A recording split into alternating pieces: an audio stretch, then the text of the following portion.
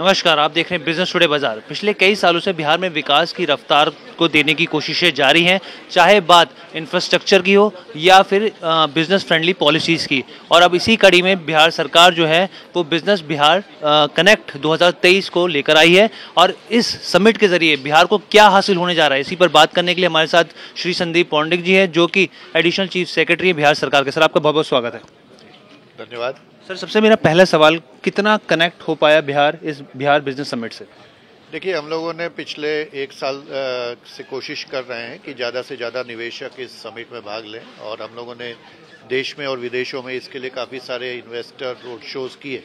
और उसके कारण जैसा आप देख रहे हैं कि हमारे यहाँ करीब 800 कंपनियों ने आज इन्वेस्टर समिट में आज और कल भाग ले रही हैं, जिसमें राज्य के बाहर की, देश के बहुत सारे जगहों से और विदेशों से भी कंपनियां आई हैं। करीब 16 देशों से रिप्रेजेंटेशन है एम्बेसीज का, कंपनियों का।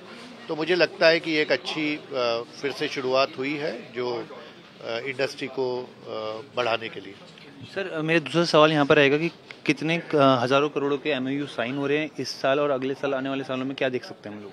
अभी जो हमारा लेटेस्ट अपडेट है उसके हिसाब से करीब 35,000 करोड़ के MOU साइन होंगे, जिसमें से कुछ आज साइन हो रहे हैं और कल कुछ जो माननीय मुख्यमंत्री जी आएंगे प्लेनरी में, तो जो बड़े MOU होंगे वो उनके सामने साइन होंगे। तो करीब 35,000 करोड़ के MOU हम एक्सपेक्ट कर रहे हैं। ठीक है सर, सबसे बड़ा एक कंसर्न ये है पलायन को लेकर। तो इस MOU के जरिए या फिर क्या इस पूरे जो इंफ्रास्ट्रक्चर को आप कोशिश कर रहे हैं डेवलप करने की, इसके जरिए आने वाले दिनों में क्या ये स्थिति सुधर सकती है पलायन की, और कितने रोजगार पैदा हो सकते हैं? नहीं, डेफिनेटली हमारा प्रयास यही है कि हम एम्प्लॉयमेंट ओरिएंटेड इंडस्ट्री को फोकस करें। जैसे गारमेंटिंग या अपैरल जो है वो एम्प्लॉयमेंट ओरिएंटेड है, फूड प्रोसेसिंग एम्प्लॉयमेंट ओरिएंटेड है, लॉजिस्टिक्स एम्प्लॉयमेंट ओरिएंटेड है। तो इसमें काफ़ी इन्वेस्टमेंट आ रहा है और इसके कारण राज्य के अंदर काफ़ी एम्प्लॉयमेंट जनरेट होगा। और इसके अलावा राज्य सरकार की अपनी जो स्कीम्स हैं उसमें भी माइक्रो एंटरप्राइजेज जैसे मुख्यमंत्री उद्यमी योजना वगैरह के माध्यम से एम्प्लॉयमेंट को बढ़ाने की कोशिश हो रही है। सर, एक सवाल, क्योंकि हम लोग देख रहे हैं लगातार आपकी चाहे लॉजिस्टिक पॉलिसी हो, प्लग एंड प्ले पॉलिसीज़ हो, कई सारी पॉलिसीज़ आ रही हैं, लेकिन सर एक छवि को लेकर या परसेप्शन को लेकर आपको लगता है कि स्थिति साफ हुई है, बेहतर हुई है, या फिर स्थिति अभी और करना बाकी है? नहीं, देखिए, जो आपने परसेप्शन की बात कही वो सही है कि उसमें कुछ चैलेंजेस थे। हम लोग कोशिश कर रहे हैं राज्य सरकार के स्तर से। माननीय मुख्यमंत्री जी ने भी कई बार कहा है कि उद्योग को बिहार में किसी प्रकार की दिक्कत नहीं होगी और पूरी सरकार और पूरा प्रशासन उनके साथ है। और मुझे लगता है कि राज्य सरकार के इन प्रयासों से काफ़ी इम्प्रूवमेंट हुआ है और इसी कारण इतने इन्वेस्टर देश और विदेश से बिहार में आए हैं। ठीक है सर, एक डाटा अगर आप दे पाएँ कि कितने रोजगार पैदा हो सकते हैं, कुछ इसके बारे में जानकारी?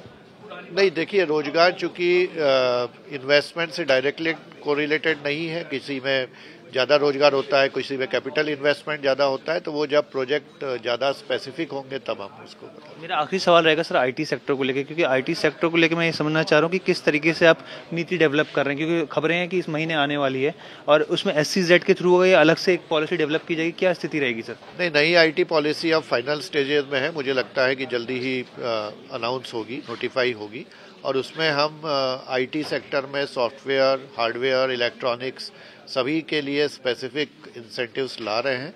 और उसके कारण मुझे लगता है कि IT सेक्टर में एक नई शुरुआत होगी। और वैसे भी आज के जो हमारा IT सेक्टर का सेशन है उसमें काफ़ी सारी IT कंपनियां, वो देश की हैं, वो विदेश की हैं, वो लोग भाग ले रही हैं और वो इंटरेस्टेड है बिहार में अपना चालू। सर, एक छोटा सा कुछ सवाल यहाँ पे रहेगा, मैन्युफैक्चरिंग बेस को लेकर किस तरीके के इंसेंटिव्स दिए जा रहे हैं सर? हमारी, जैसा मैंने कहा कि हमारी एक जनरल इन्वेस्टमेंट प्रमोशन पॉलिसी और इसके अलावा सेक्टोरल पॉलिसीज़ हैं, और जो हमारे हाई प्रायोरिटी सेक्टर हैं उनको हम ज़्यादा इंसेंटिव्स देते हैं, बाकी को हम। बहुत बहुत धन्यवाद सर हमसे बात करने के लिए। वीडियो पसंद आया तो हमें लाइक, कमेंट, शेयर और सब्सक्राइब जरूर करें।